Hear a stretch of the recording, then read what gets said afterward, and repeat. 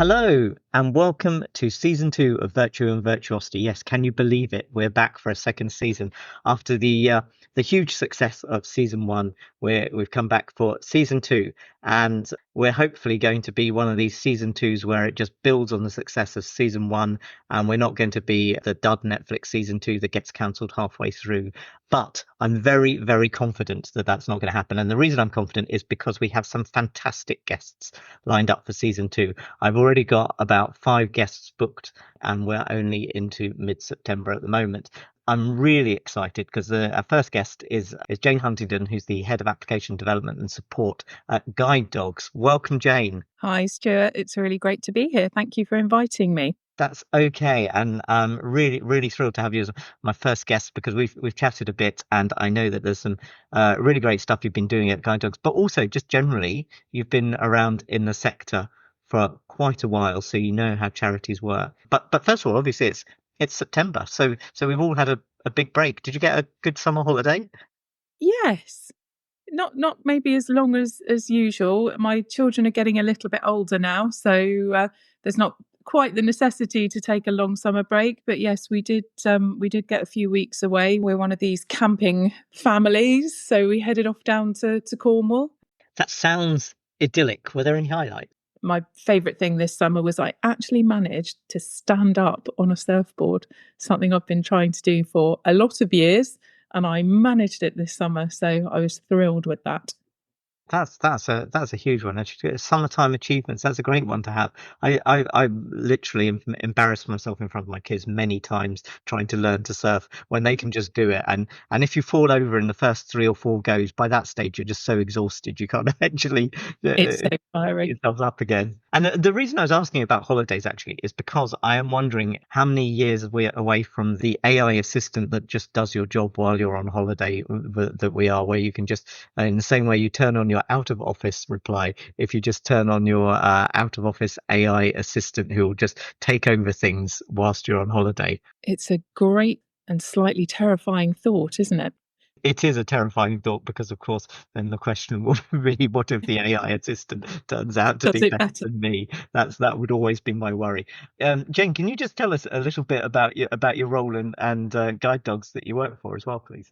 Yeah, sure. So I've actually been at Guide Dogs quite a long time now. I look after the development and actually our data processing and testing teams. Predominantly, we're now working on the Salesforce platform, but we do look after all of the integrations between all of our core business applications. So our finance systems, our HR systems, constantly busy. We've got some really big projects underway, and Guide Dogs has had a new chief executive in the last year, and we are ramping up towards seeing what our new strategy is going to be. That's great. And do you know, Guide Dogs is one of these. I spoke to someone recently about it, and they said what people don't realise when they think about Guide Dogs is immediately you think it's an animal charity because it's Guide Dogs, but of course it's not.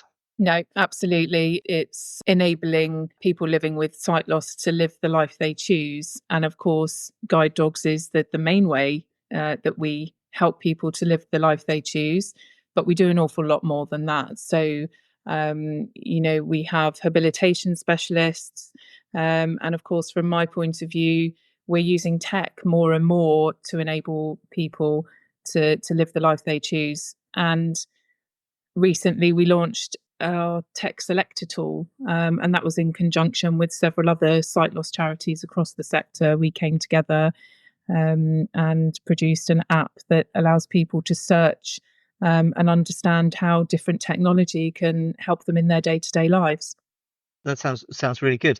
I always like these things where you get different organizations coming together and when they're in the same area and trying to be a bit customer focused about it, trying to think, okay, if I'm someone who's accessing these services, how can I work with how can I get the answers from a group of charities in a great way. Okay, well, anyway, so what I'm going to do is I'm going to launch straight into our first interview of the season. And we're really lucky. We've got Paul, who's from Amnesty, who we're going to hear a little bit from in a minute. It'd be great, Jane, if you can stick around. We'll have a bit of a chat afterwards. I'm really looking forward to listening. Thank you, Stuart.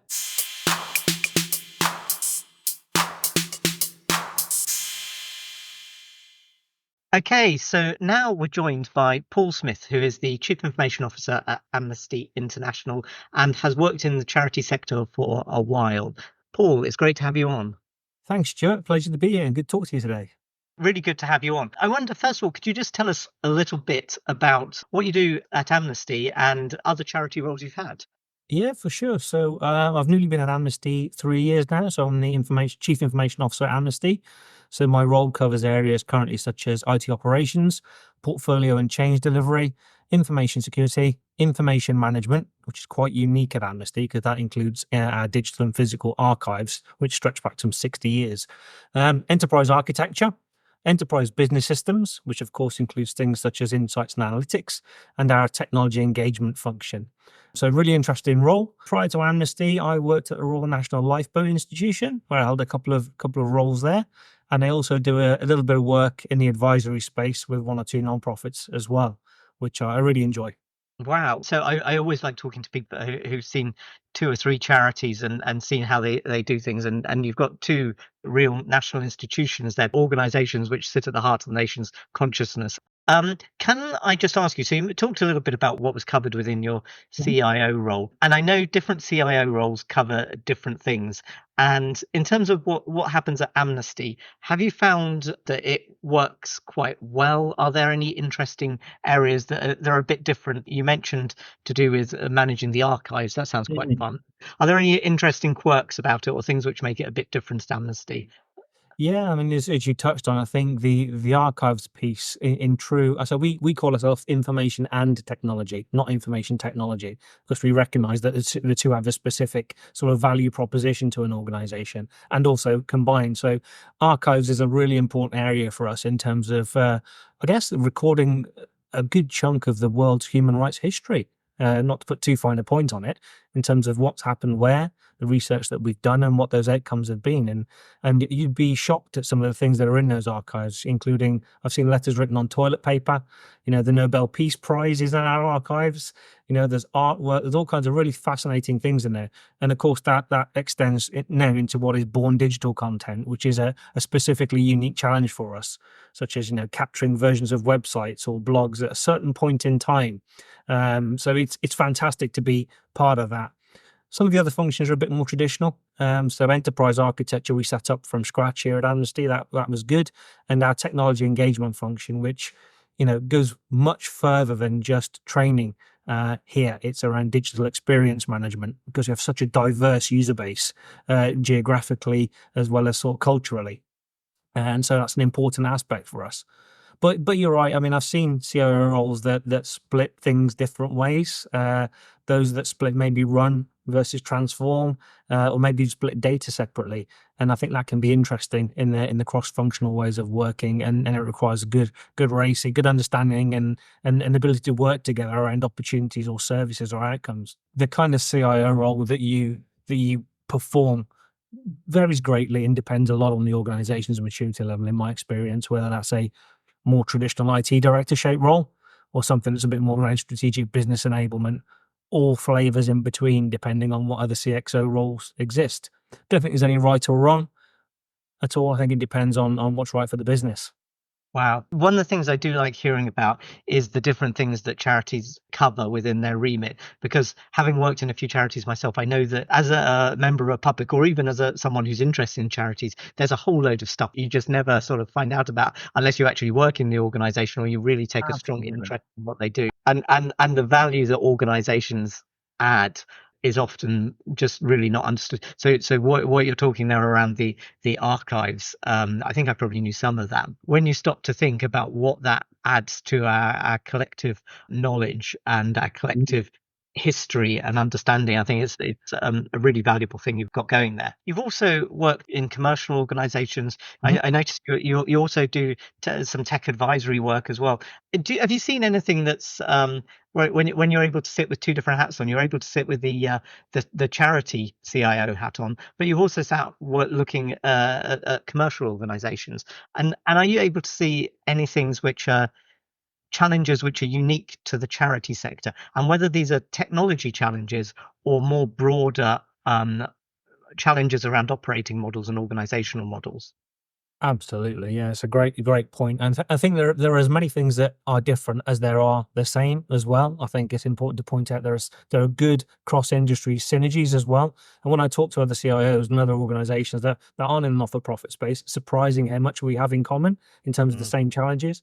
But certainly for me, my experience of the non-profit space, I think is one where we tend to be more financially challenged. Of course, we're non-profits, often with extreme public visibility or transparency requirements around how we spend that money. And our money's not our own, and there's no guarantee of more. This it becomes slightly more complicated too when you factor in aspects such as restricted and unrestricted funding, i.e., I'm going to give you £1,000 that must be used singularly for that purpose, and I want auditability that it's been used singularly for that purpose. I think that becomes an interesting challenge.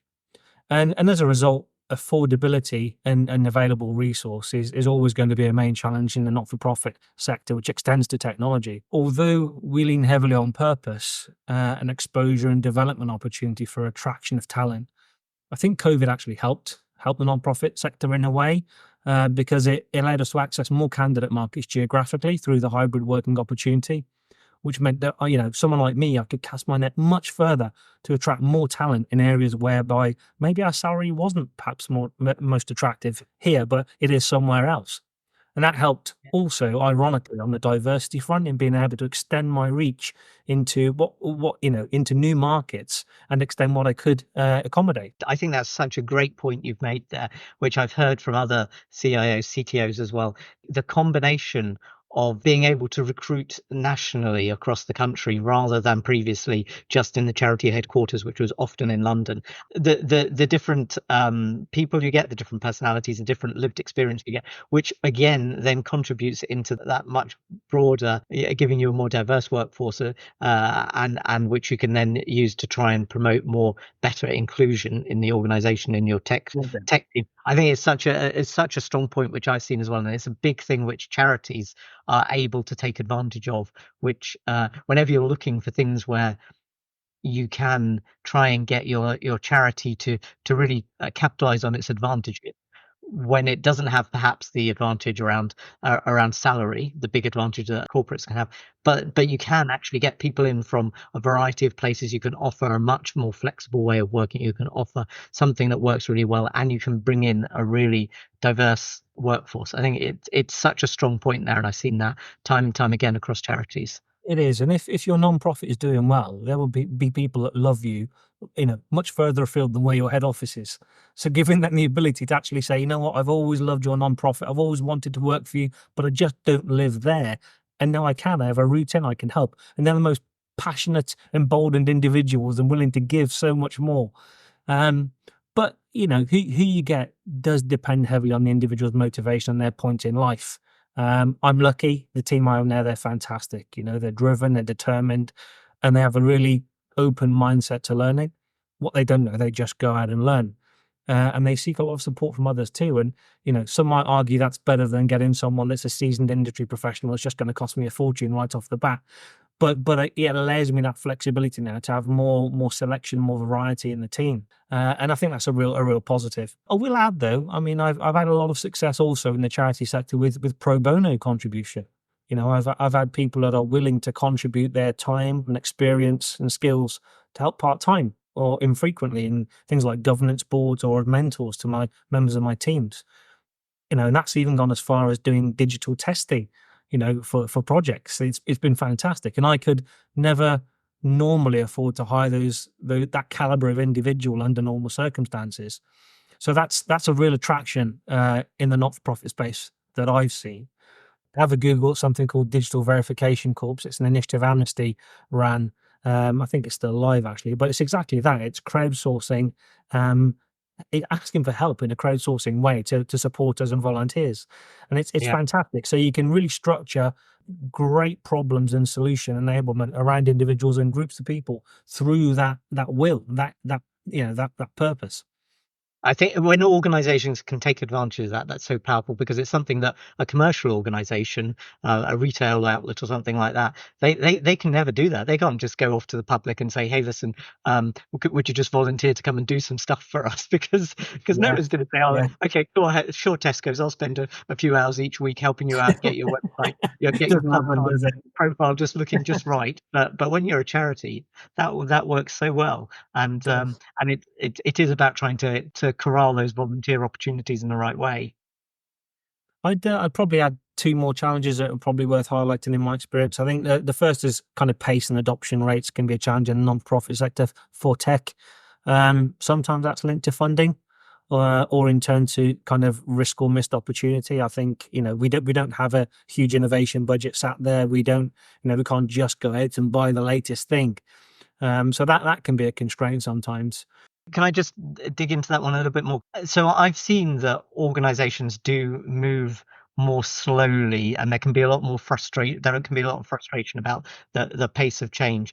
And because you don't have the innovation budget, and also because often the risks for charities are much greater than the risks for commercial organizations, because you're often holding data of people, where really your data sets are very, very critical. I'm sure Amnesty is very much in that space. There's many organizations that have these data sets which you have to make sure you're maintaining that security, and you therefore end up being a lot more risk averse, and therefore your pace of change has got lots of lots of things which are going to drag it down.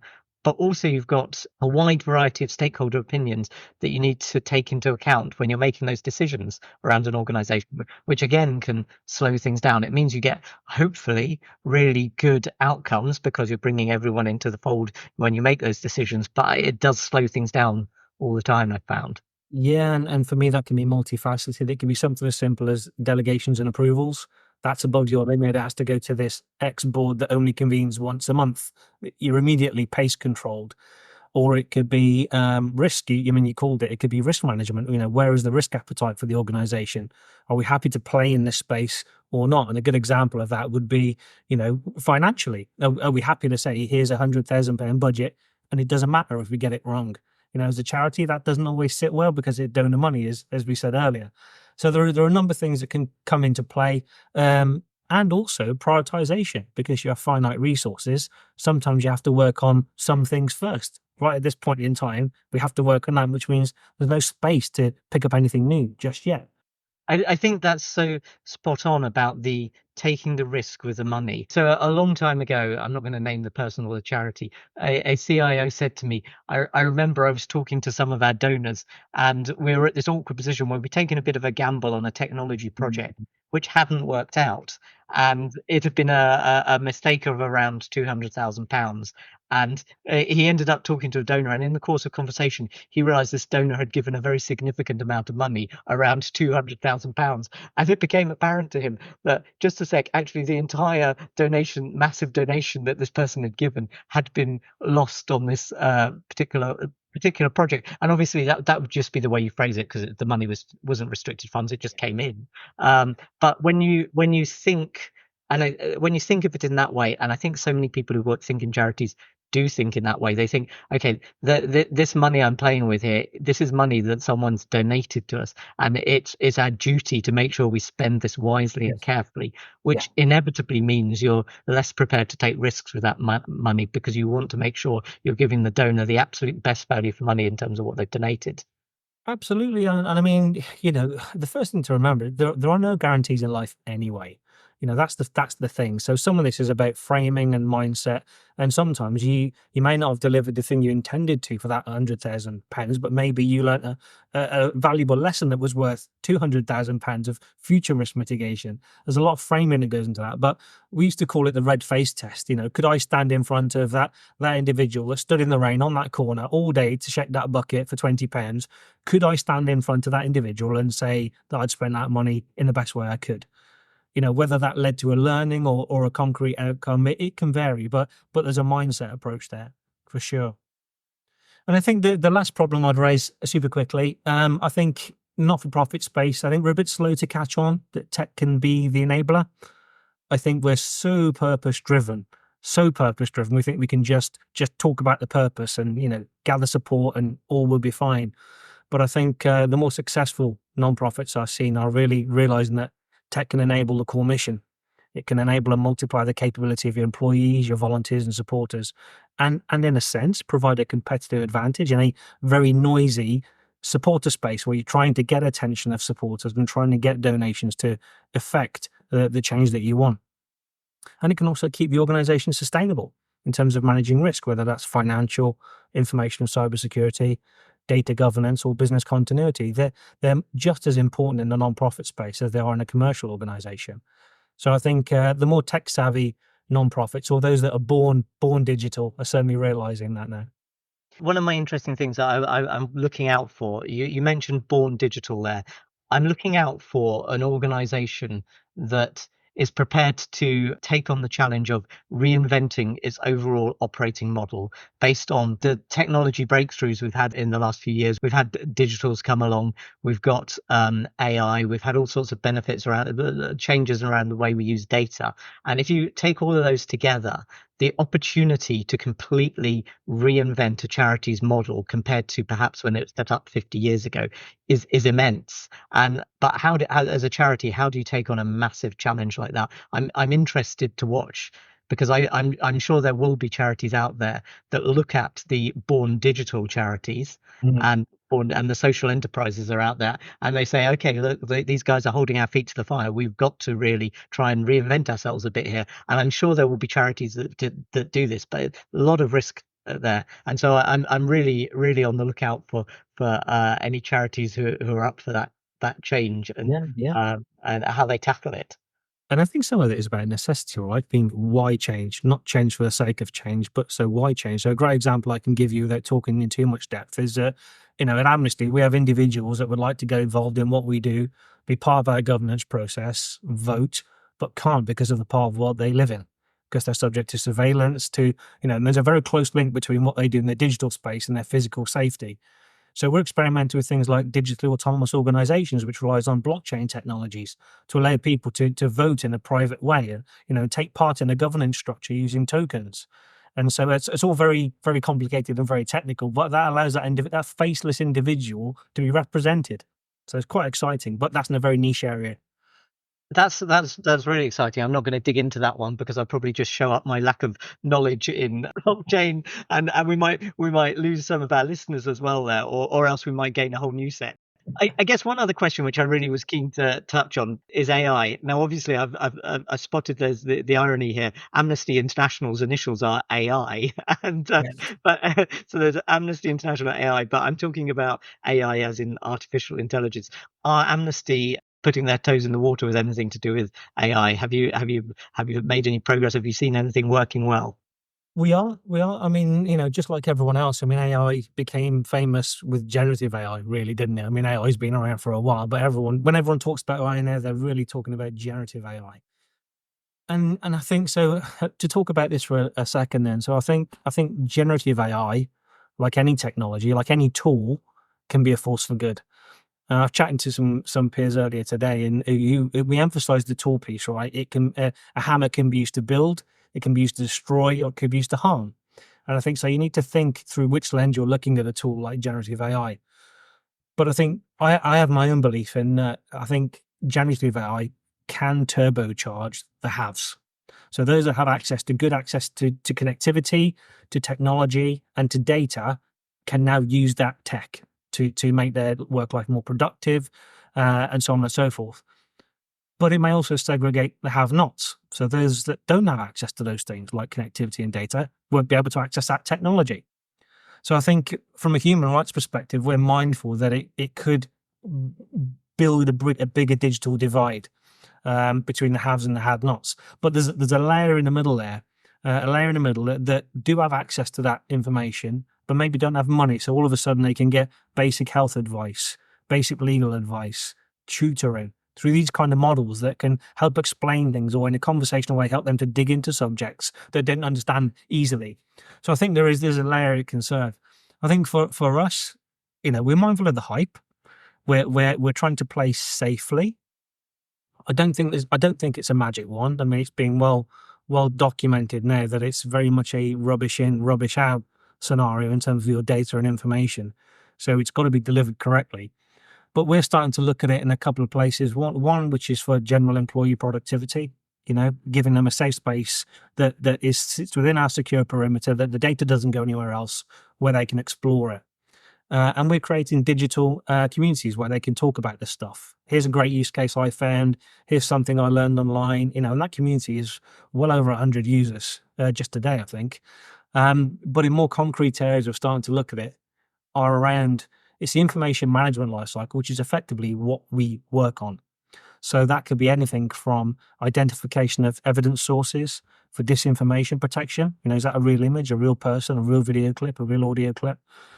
For ingestion of information and data, for classification, for metadata extraction, for tagging and storage, for cleansing, deduplication, cross-checking, obfuscation, enrichment, discoverability and searchability, in a native language as well, plain English, but also native language, for summarization, and even for production of output. So we write a lot of reports as an organization.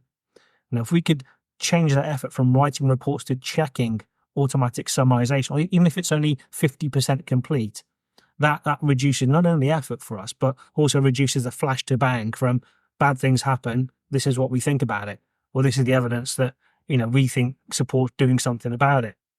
So the more efficient and effective we can be as an organization in managing information and all the way through that life cycle, I think the more powerful it could be for us. So we are exploring that a little bit. Which is good. I'm just going to pick up on something you said there. So you were talking a little bit about enabling people working within the organization to be more effective in their roles using AI. Something that we used to talk about quite a lot when digital tools came along was what a digital transformation was, and the challenge of not just taking your old analog processes and just doing them online and basically just taking an old broken process and just digitizing it, because that was never going to be your answer. The answer will always be to actually look at the core of what is it you're trying to do. Now let's try and find a new good digital way of trying to do that. I'm wondering in the AI world if there's going to be some sort of similar approach there, that when organizations look at, well, what do we do now? How can we just get AI to do that a bit better, instead of looking at it through that lens, but saying, okay, let's look at the big picture here. Okay, let's now say, now we're in a world with AI here. If we were to think about it all over again, how would we do it now with AI in the picture? And that's a really difficult question for an organization to ask itself and try and invent that way. Yeah, but I think the powerful point in that is that you can ask in a generative AI tool, how would it approach this problem, and compare that to what you're doing today. I don't think you can easily do that in any other way without that kind of tool, unless you're hiring very expensive consultants or doing a lot of desk-based research. You've got literally a companion you can converse with and explore ideas with and dig into and ask it for suggestions. And actually, that's a great suggestion. What might the code look like for that? What might the written process look like for it? And have it produce something? So I think Microsoft did fantastically well when they called Copilot what they did, because I do see that technology as kind of a companion there. You can bounce these things around. So I think the possibility is there to start those conversations, even with the tool itself, which might lead to ideation. It might lead to process redesign. It may even lead to the production of concrete code, low code or actual hard code, or even a presentation to the board that could tell a story. I think it's got all these possibilities in there. But I think if you can start to your point, if you're looking at something as simple and straightforward as process engineering, not simple, sorry, but as something like process engineering, which is very confined in what it is, the ability to feed a picture in, to feed a process flow in, to get it to identify risks and pitfalls, I think it opens up a lot of opportunity and possibility for me. I think so. I like your bit there about Copilot. It's a good naming of it. I think it will be interesting as we move forward to understand which which roles in an organization work well with the digital companions.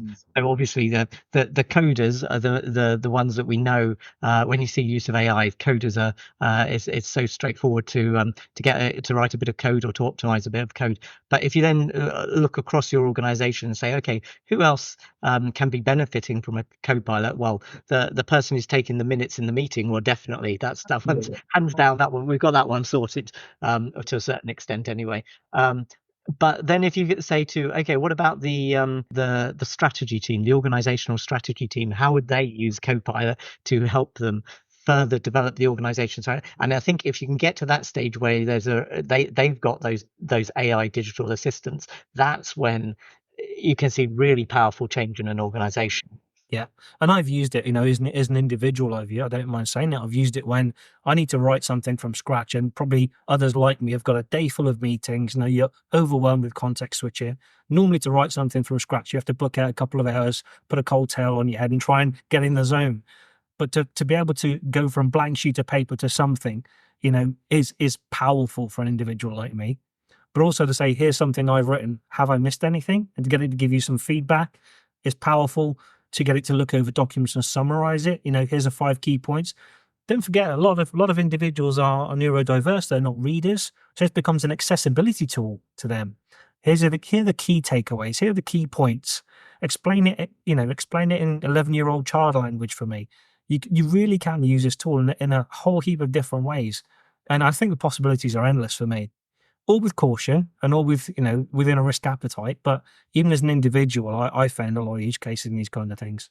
Yeah, that's a challenge for all of us, is trying to find those use cases. Well, Paul, it's been really great to chat to you. I guess I'm interested in what next. I have actually been stalking you a bit on LinkedIn recently. I've seen that you've won a variety of awards recently. You've been was it Hot Topics? I saw you were involved there, and I've seen a couple of other things you're up to. What have you got on the horizon? And can you tell us a little bit about those awards, which are great for both the organisation and your team as well as yourself? Yeah, thanks, Sean. I mean, I've never been one for awards, but this year I decided my team needed some recognition for the work that they do, because I think they're world class. So I kind of put myself out there as an introvert to try and get that recognition. And I'm super pleased that everyone else thinks they're as great as I think they are. So that's the first point. So looking forward to representing Amnesty International in those awards over the coming months. Yeah, so it's conference season, isn't it, this time of year? So there are a few talks coming up, a few kind of summits to go to. So there's quite a bit in there. And we'll be preparing for next year before long, I guess, as an organisation. It's budgeting season. So, going back to some of those use cases we talked about earlier, we're trying to figure out which ones we'd like to focus on as an organisation to move the needle. So it's exciting times all around, really. But, I feel lucky to be working at Amnesty and to be making the difference that we do. I said to someone just the start of this week, it's one of those organizations where you genuinely feel like you're changing the world for someone, an individual, if not for more. So yeah, I'm excited. Yeah, wow, that sounds amazing. And I know from the roles when I've worked in charities, nothing beats the pride you get when you talk to a friend or a relative or something like that and explain your role in the organization, and you can see that they're like, oh, okay, I know that organization, they do great stuff, and it's a really great place to be, and to be recognized and get awards in it as well. I think really, Paul, you deserve a big pat on the back. It's a credit to you. The team do, but I'm pleased to be able to represent them. Yeah, brilliant. Well, thank you very much for coming on today, Paul. It's been fantastic chatting to you, and I really do wish you well in the coming months. Likewise. Thanks for having me, Stuart. Take care.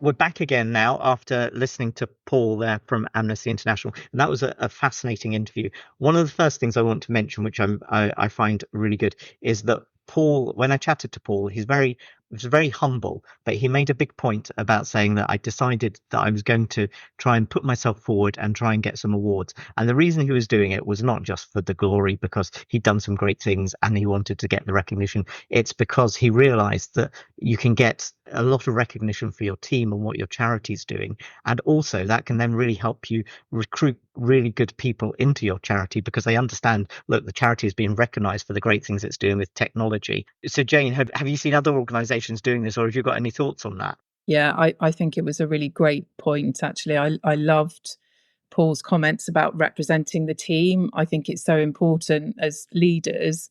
It can be very easy to sort of stand and almost look like you've done all this amazing stuff, but you haven't. Your teams are the people that are really, doing this hard work. And I think that's really important to recognize that and to showcase what we do.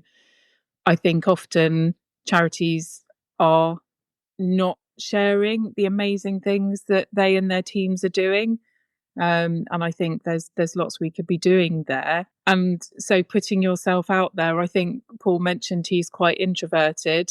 I feel the same way. It can be really hard to put yourself out there and to talk about what you do, what your teams do. But let's do that. I think across the sector we could be doing more of that to really showcase the amazing things that we are doing in the charity sector, and also encourage our teams themselves to put themselves out there to talk about what they do, and to get themselves recognised. And yes, that then has benefits for us as an organisation in recognising, the amazing work that we're able to do, and the support that we're giving.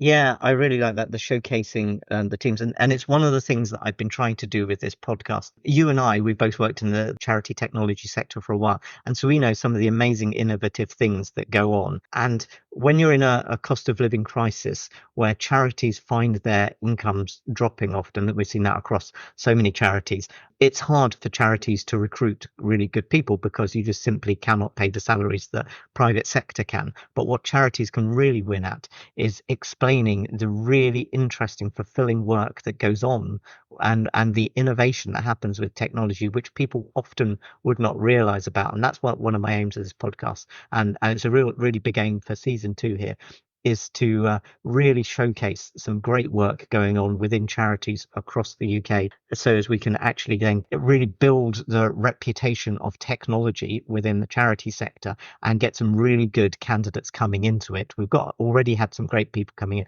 but continuing to build that. And when you see people in the various awards that come out at this time of year, often when you see people from charities, CIOs, CTOs, CDIOs getting those awards, teams getting those awards, it's really great for showcasing that and really great for bringing people into the sector. So I think I had a really interesting conversation with a couple of people on LinkedIn yesterday about it, and we posted about it. And I think there's a lot of potential for charities working together on this and actually saying, look, let's really try and build up technology, charity technology, tech for good, and the opportunity there. And so you will see that as a theme running through the whole of season 2, I think. Brilliant. I think that's really right. And I also liked Paul's points about, how remote working and the acceptance of remote working has really opened the doors up for a lot of charities in terms of who they can recruit. Because yes, it can be a real struggle. I mean, when I first started at Guide Dogs, we were just off the M4 corridor, so immediately you're competing with the likes of Microsoft for staff. So we can't pay those salaries. So what do we have? What can we offer staff? And not having to recruit in those areas has made a massive difference. My teams are literally all over the UK now. If I have my way, they might be global, but let's see. um, but I think there's two things. Firstly, that we can recruit from a much wider pool now. There isn't the need to be in the office all the time, and technology has really enabled that. But it is about the culture too. You've got to get the culture right when you're remote working. But also, I really like Paul's point about bringing in people that learn. He talked about how his team, really go out there and learn all the time, and that's really important. I think I don't like to think how long, as you say, we've both been in the sector a long time. There are a lot of, people coming into the sector, coming into the working world, that we could be recruiting now because they are learners. They're not the seasoned expert. They are the learners. They are coming in, they're prepared to learn. And also, as we were talking about on LinkedIn yesterday, that generation, it's have more of a need to have a balanced view of their workplace, and they really are holding their employers to account in terms of their ethics as well as what they do and what they offer. I think this is the golden nugget that we have within the sector. And you and I both know that there is this vibrant, diverse, inclusive culture that's across charity technology. And I mean, it is across charities as a whole, but there is a specific not-for-profit technology culture which exists. And if we can successfully build on what that culture is, what it looks like, and really explain it to people, and it's a combination of all the different things about the ways of working, about how we interact, how we are able to recruit across the UK, or perhaps, as you say, internationally. Although I think every time I've tried to do that, you bump into tax problems, and then your finance team start sweating about it. But there are all sorts of opportunities there, and that real unique, as I say, vibrant, inclusive culture that charity technology teams have within the UK is really something to build on. There's one other point I just wanted to just mention was Paul talked a little bit about risk and spending donors' money and the attitude to risk that gives us within the sector. Is there anything you thought about that? Yeah, absolutely. I think, different charities do have different mindsets and different levels of risk appetite. And I think it's absolutely spot on when you're stood with a donor and you're talking about this big project that failed, and, how much money that was, and that equates to the same or more than that donor gave.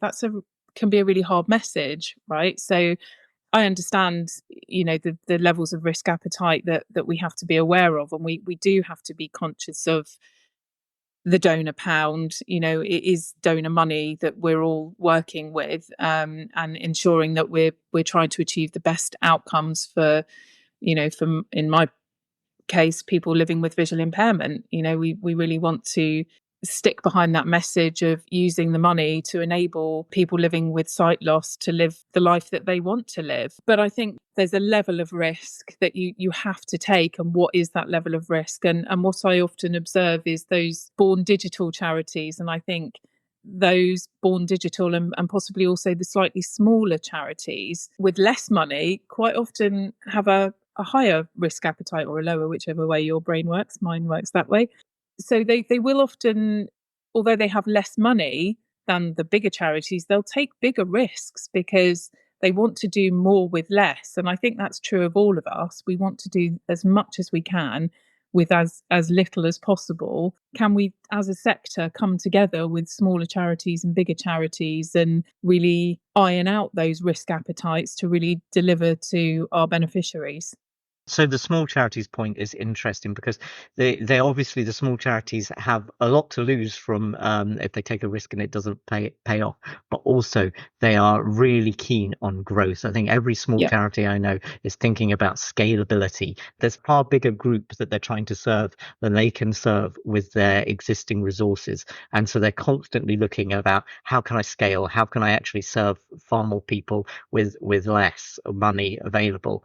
One thing I've always thought in my head is I wonder if you can take a risk portfolio approach to the way you spend your money, and looking at it in terms of, let's say, a tech team. If a tech team has a £5 million budget or something like that, thinking, okay, let's try and stick £3 million of that into the stuff which is fairly safe. We just know we just need to get on to, I don't know, a smaller amount into the really safe stuff, but then be prepared to take maybe 10% of your budget and say, that's the stuff we're prepared to go for some higher risk things. And I'm thinking about just exactly the way that investment portfolios work and things like that, doing exactly the same with tech budgets.